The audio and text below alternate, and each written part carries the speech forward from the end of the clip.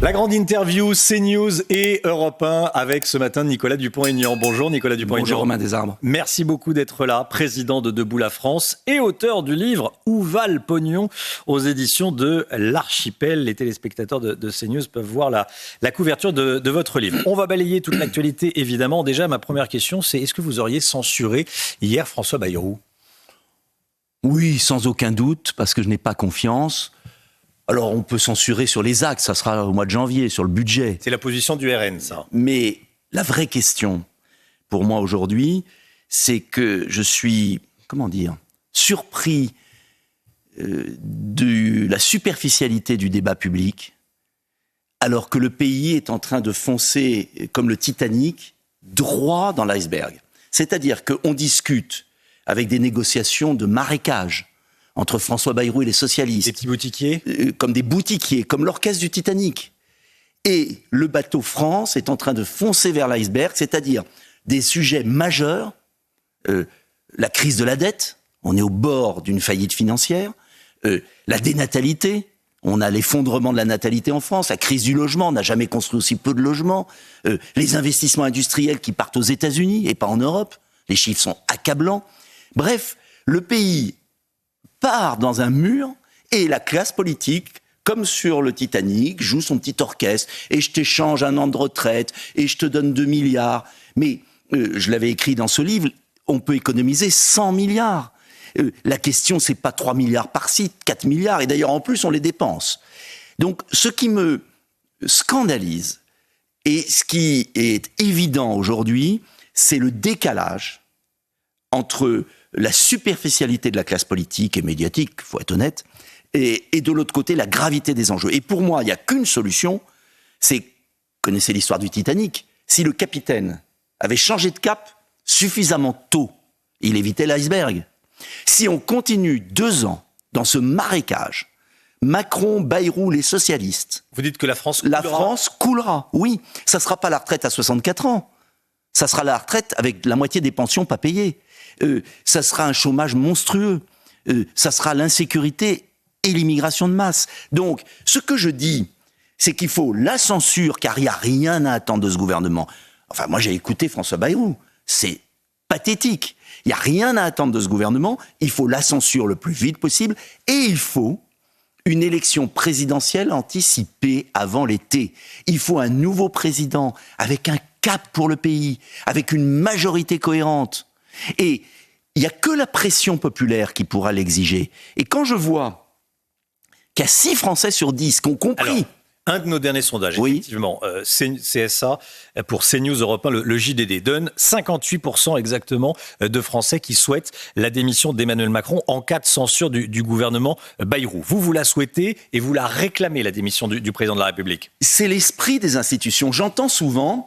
Oui, il ne faut pas qu'il y ait la démission de Macron parce qu'il faut respecter les institutions. C'est un contresens total. Pourquoi ? Le principe même de la Ve République, voulu par le général de Gaulle, c'était de résoudre les problèmes des Français après la 4e.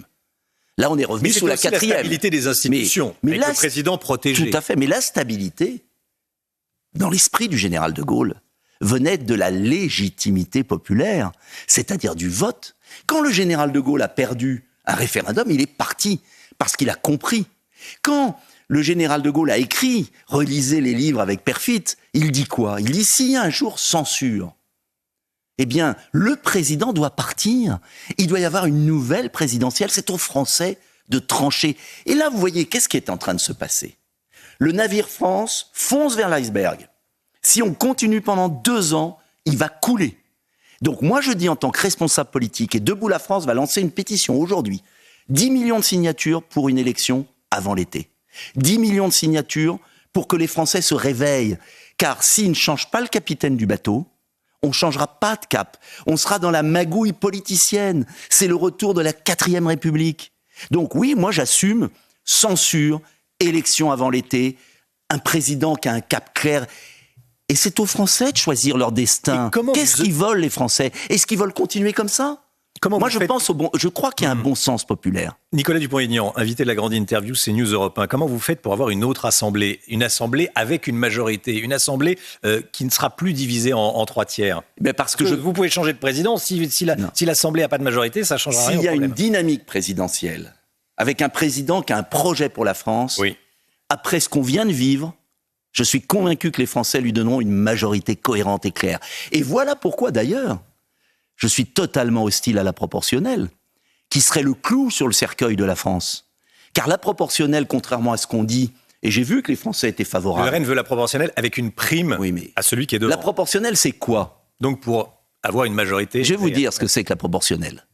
C'est les partis politiques qui font des listes, des copains. Et c'est plus le suffrage par le peuple. C'est des listes avec des apparatchiks. Premier point. Et deuxième point, la proportionnelle, ce sera ce qu'on vit actuellement, éternellement.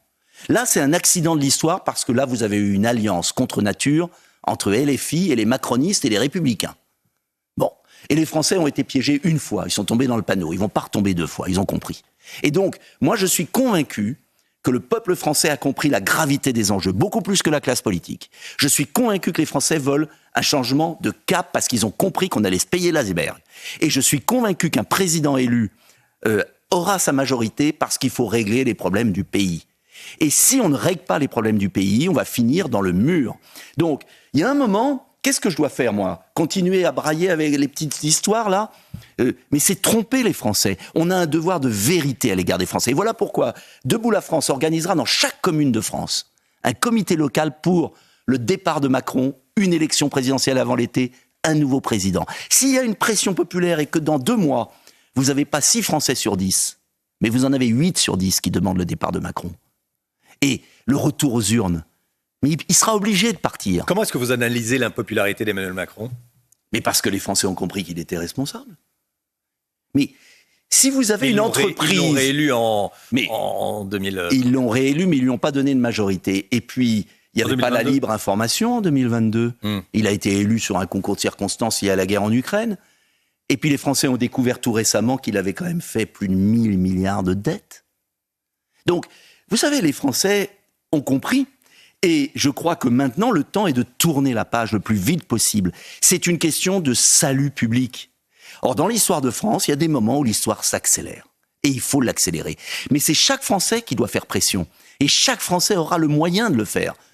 C'est comme ça qu'on va accélérer le calendrier. Nicolas Dupont-Aignan, je voulais vous entendre également dans cette grande interview CNews Europe 1 sur Donald Trump. Donald Trump qui va accéder au pouvoir dès lundi.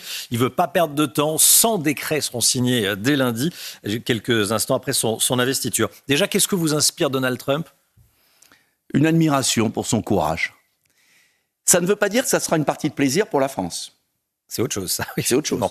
Mais pour les Américains, il va défendre les Américains. Alors toute la classe médiatico-politique française, oh là là, l'horrible bonhomme, il va défendre son peuple. Il va nous obliger à nous réformer, à changer notre logiciel, il va nous secouer. Le séisme va être ressenti jusqu'en Europe, jusqu'à Paris, jusqu'en France. Ça va secouer, mais on n'en prend pas le chemin. Regardez par exemple, il y a quelque chose qui est fascinant. Ce matin, chiffre d'un journal, 61 milliards d'investissements d'entreprises européennes aux États-Unis. Le Figaro pour ne pas le citer. Voilà, 37 milliards en Europe. C'est-à-dire que les entreprises européennes investissent aux États-Unis plus qu'en Europe.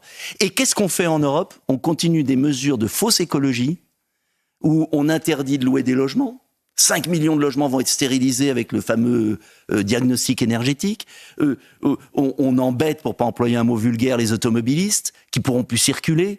On est en train de tuer l'industrie européenne. Mais enfin... Il faudrait un Donald Trump à la française? Mais bien évidemment. Ça serait qui? Chacun, les Français jugeront. Mais ce qu'il faut, ça ne sera pas Donald Trump, parce qu'on n'est pas américain. On est français. Mais en revanche, ça sera, sur chacun des points, de traiter les problèmes. Mais ça veut dire quoi, un Donald Trump à la française? C'est quelqu'un qui renverse la table, qui change les règles du jeu? Mais qui, à un moment, dit, on va se bouger, on va changer de politique, on ne va pas faire semblant. Ça veut dire quoi, par exemple? Fermer les frontières? Mais fermer les frontières, je suis un des seuls à le demander. Même le Rassemblement national nous parle maintenant de double frontière. Non, il n'y a qu'une frontière, la frontière nationale. On la ferme. Ça veut dire, par exemple, ne plus être dans le marché européen de l'électricité. Quand vous pensez, pourquoi les entreprises s'en vont aux États-Unis? L'énergie vaut 3 fois plus cher en Europe qu'en Chine et aux États-Unis. Et on continue.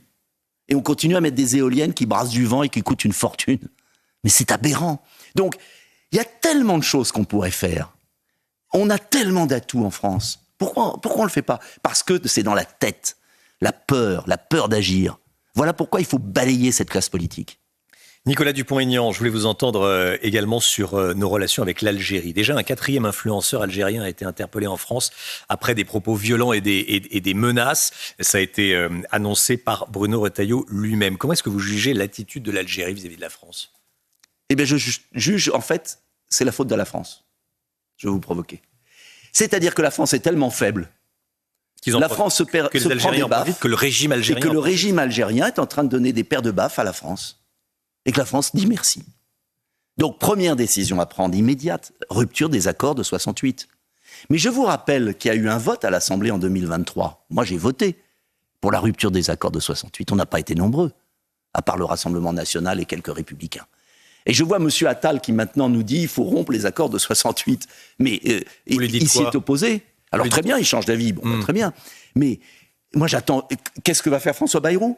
Mais on est sur un exemple très concret de ce que je vous disais tout à l'heure. N'attendez rien d'Emmanuel Macron et de François Bayrou. Pourquoi voulez-vous que ceux qui ont créé les problèmes depuis 2017 les résolvent ?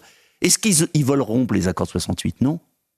Et donc, Bruno Retailleau, qui a raison en parole, ne pourra pas rester éternellement dans un gouvernement qui refuse de lui donner les moyens d'agir. Voilà. Donc, rompre les accords de 68, supprimer l'aide et les milliards qu'on donne à l'Algérie, immédiatement supprimer les entrées de visa pour les dignitaires algériens qui viennent se faire soigner en France. Et puis là, on va commencer à discuter. Il y aura un rapport de force. Et attention, c'est pas le peuple algérien. Ne confondons pas les dirigeants algériens et le peuple algérien. Je voulais vous entendre également, Nicolas Dupont-Aignan, invité de la grande interview CNews Europe 1, sur cette proposition faite par Bruno Retailleau, dont on parlait il y a quelques instants, et reprise hier soir sur CNews par Jordan Bardella, président du RN. L'interdiction du voile islamique dans les facultés, dans les universités, lors des sorties scolaires pour les mères accompagnatrices, et, ajoute-t-il, par rapport au ministre de l'Intérieur, et dans les mairies. Qu'est-ce que vous en pensez ? Mais je l'ai proposé à l'élection présidentielle de 2017, ça a toujours été la position de Debout la France.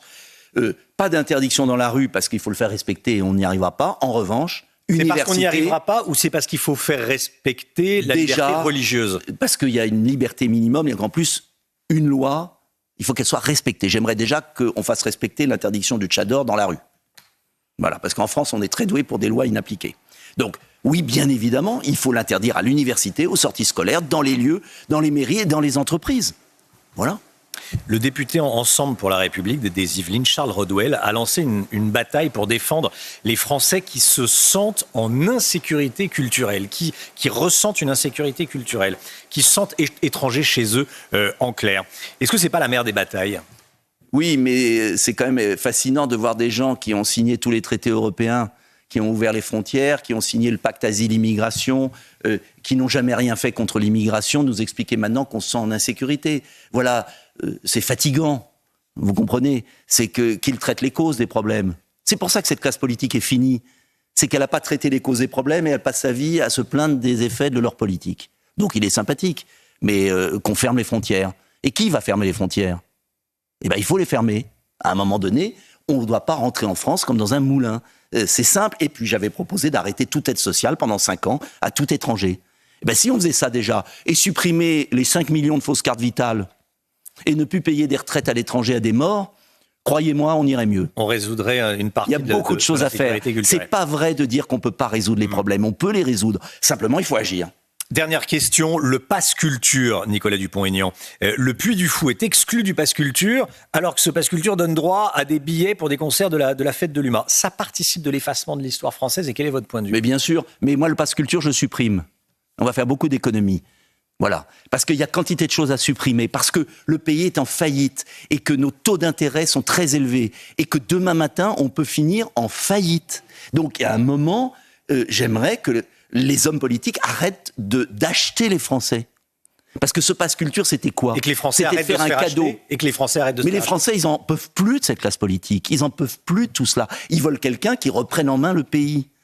Et ils sont prêts à entendre des choses raisonnables. Tout simplement, on arrête les sucres. On n'infantilise pas le peuple français. Le peuple français, il est adulte et il doit se prendre en main. Nicolas Dupont-Aignan était l'invité de la grande interview CNews Europe 1. Merci beaucoup. Président de Debout la France, je rappelle le titre de votre livre. Où va le pognon ? Le message est clair. 100 milliards d'économies. 100 milliards d'économies dans votre livre aux éditions de l'Archipel. Merci Nicolas Dupont-Aignan. Bonne journée, à bientôt.